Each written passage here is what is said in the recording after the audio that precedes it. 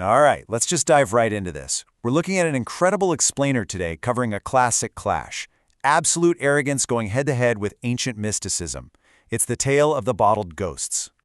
So what exactly happens when the unstoppable might of the British Empire smashes right into the dark, mystical arts of a South Indian tantric family?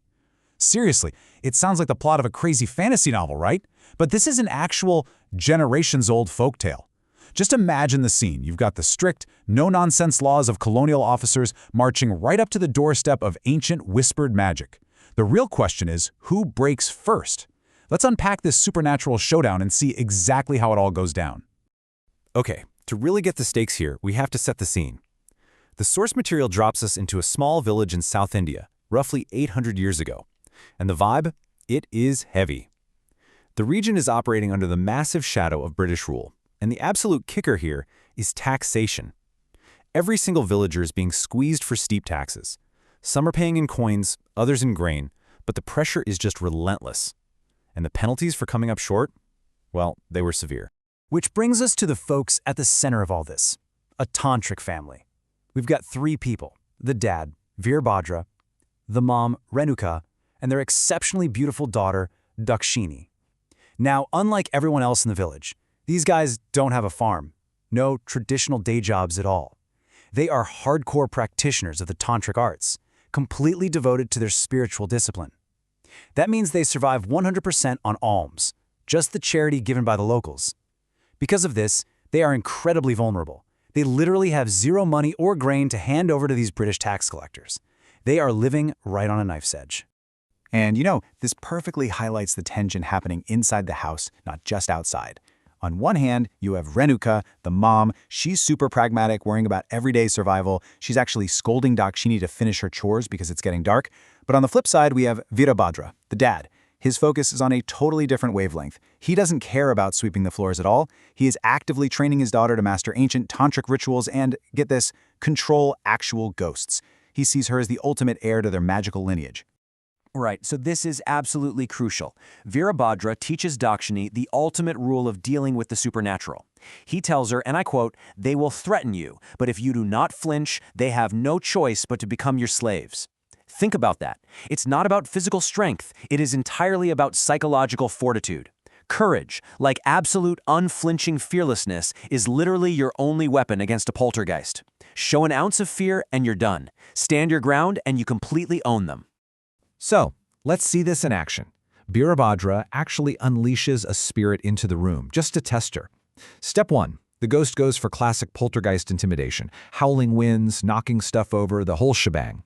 When that fails, it escalates to step 2. It gets physical. It literally grabs a lock of Dakshini's hair and pulls it straight up into the air.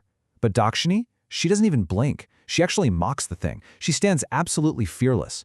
Because she shatters its psychological grip, she just commands it right into a glass bottle, trapping her very first spirit. And man, her dad is just bursting with pride. The explainer then jumps us forward a bit. 2 years go by. Dakshini isn't some rookie apprentice anymore. She's a full-blown master of the tantric arts. She spent these 2 years hunting and capturing spirits. Her room is now totally lined with these brightly colored blue and green bottles, and every single one holds a trapped, subjugated ghost. She's confident, she's powerful, and she knows exactly who she is. But this quiet, isolated life is about to crash head-on into the ruling powers of the time. Enter the catalyst, a British officer named Henry.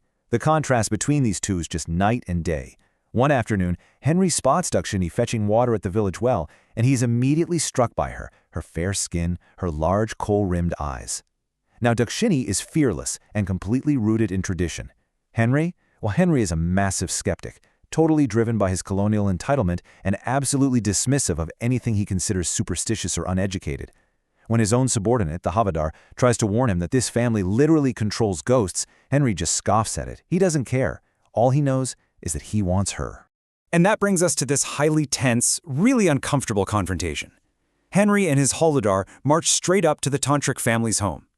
Henry flexes his authority, demanding years' worth of back taxes. Veerbhadra, keeping his cool, explains the reality. They live on charity. They have absolutely zero money to give. But come on, Henry isn't really there to collect taxes, is he? No. He drops this true, arrogant demand. He says if they can't pay the coin, they have to hand over Dakshini to him. He's basically using the entire crushing weight of imperial law to force this poor family to give up their daughter. Now this is where it gets so good. How does Dakshini handle this nightmare scenario? No crying, no begging. Instead, she just completely flips the power dynamic with one chilling ultimatum. She steps right up and issues a challenge directly to the officer. She says, "Spend half an hour alone in my room. If you last, I go with you. If not, never return to this village." Talk about a tactical masterclass. She is literally inviting the physical embodiment of the British Empire right into the very center of her supernatural turf.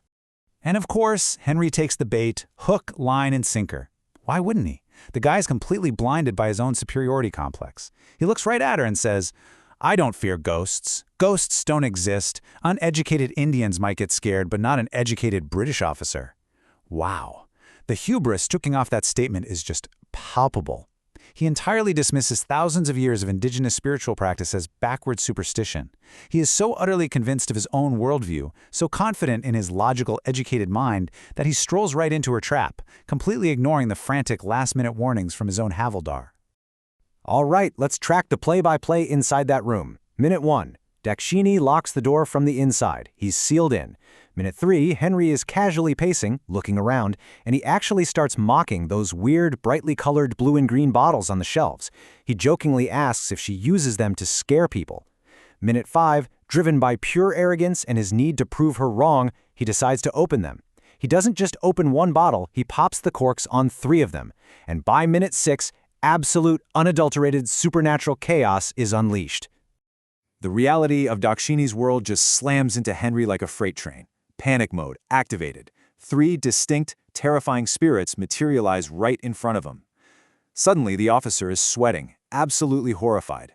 And you know what? All his fancy education, all that imperial authority, none of it matters in this room.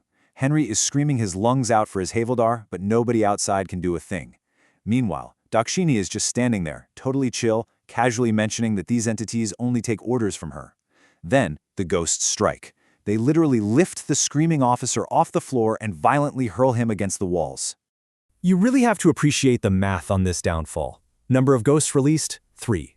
Number of times the highly educated, incredibly arrogant officer was literally dangled upside down in midair by invisible forces? 1. It is just the ultimate physical and psychological takedown. The guy who strutted in thinking he owned the entire world, thinking his uniform gave him the right to take whatever he wanted? Yeah, he's now dangling by his ankles, completely at the mercy of the exact magic he was making fun of 5 minutes ago. So how does this epic David versus Goliath showdown wrap up? Well, first off, a completely broken, terrified Henry is literally begging Dakshini for forgiveness. He is pleading for his life here. Second, having totally made her point and protected her family, Dakshini calmly chants her mantras and forces the spirits right back into their glass prisons. Third, with a little laugh, she boots the utterly humbled officer right out of her room. And finally, the Havildar has to physically drag the trembling, injured Henry away. His pride is in absolute tatters, and Virabhadra's faith in his daughter is 100% validated. Which leaves us with a pretty profound question to chew on. When you're staring down the unknown, is true power found in worldly authority, or is it found in the fearless mastery of your own mind? Think about it. Officer Henry had the backing of a massive empire, the law, and the guns. Dakshini had literally nothing but her focus, her tradition, and absolute fearlessness. And, well, we all saw who won that fight. This ancient legend is just a brilliant reminder that sometimes the things we can't see, our internal discipline, our courage, are vastly more powerful than the physical forces trying to hold us down. Thanks so much for joining me to unpack this explainer today. Keep questioning what you know, and I'll catch you next time.